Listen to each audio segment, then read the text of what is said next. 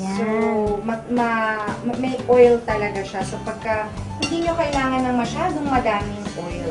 Ikaw ba, Kyla, talagang nahilig ka rin magluto nung nag-asawa ka? Oo ate, napilitan talaga ako kasi Nahirapan ka ba nung una kang mag-breastfeed? nung nakuha na ni Toby yung latch niya, Oo. ayun, na-enjoy ko na siya. Yung pag nagdedede na siya, yung parang hinihila pa pa ganun yung... Ang sarap ng feeling. Sobra kong na-enjoy na nun. Hindi, at saka ano, yung iba yung bonding. Na-experience mo ba yun na pag nagbe-breastfeed ka na, nakakatulog ka? Oo ate.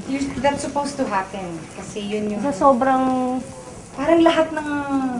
Kasi di ba pag Lakas mo, nag-breastfeed ka, parang nanghihina ka after. Tapos parang gutom na gutom ka. Yes, yun talaga. Parang uhaw na uhaw ka after mong mag-breastfeed. Lalo na si Toby. Ang lakas niya ate. Minsan, more than an hour siyang nagdedede sa akin. So, paano nyo nga na-confirm na... Paano nyo muna nalaman to begin with? Oo. Kasi yung medyo nagiging sensitive na ako sa smell.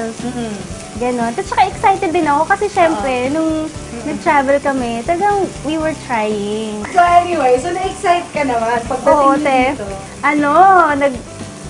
Pregnancy test ako kaagad. Hindi siya nag-positive kaagad eh. Nakadalawang ganun ako.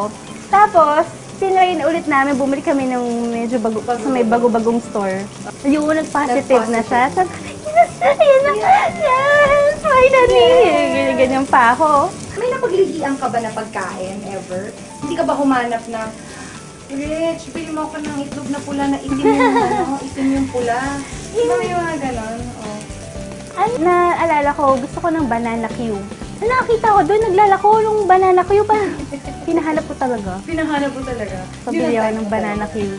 Parang medyo luto na siya. Yan o, yung medyo hilaw-hilaw pa ng konti, di ba? Oh, juicy, oh. Ayun, That's the best pwede na part. yun. Oo, pwede na yun. Pwede na yun kasi fresh naman ang fish. So, habang niluluto natin yan, ilagay na natin lahat ng mga ito dito. Ayan, Dito, yan. Sa blender, malunggay, and basil, lahat. And Perfect. cashew nut.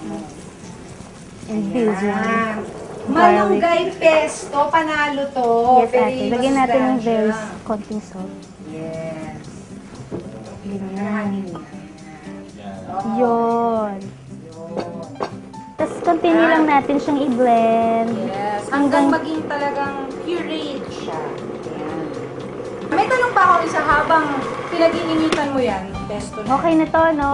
Pwede na yan. Si Rich ba naglihi din? Si Rich, parang napansin ko, nung buntis ako, malakas siyang kumain. Ako mahinang kumain nung buntis. Siya? Lahat ng hindi ko nakakain, inuubos niya. Oo nga ate, nag-gain siya actually ng weight nung buntis. Taga-ubos ko siya. Okay. Matapos na. Yes, pwede na to ate. Malunggay pesto. Yes. Rebongga mo. Hala Mamma Mia, wow. Yes. Alam mo. Tapos, pwede na tayong maglagay nito sa side. Yes. Okay, Ayun. So, pwede. ilalagay sa bowl. Ayun naman. So, ngayon, ang malunggay, green na green pala talaga.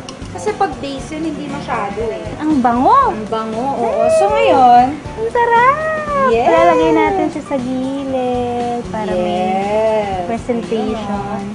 Iti-drizzle mo lang. Pwedeng very light. Yan, very, Pero very gusto ko light. madami. Oo nga, masarap pag madami sauce. Yun. Why not? Sorry, yan. Ganyan. Sarap naman. Tapos, yung vegetable natin, parang sinote lang naman to sa garlic, di ba?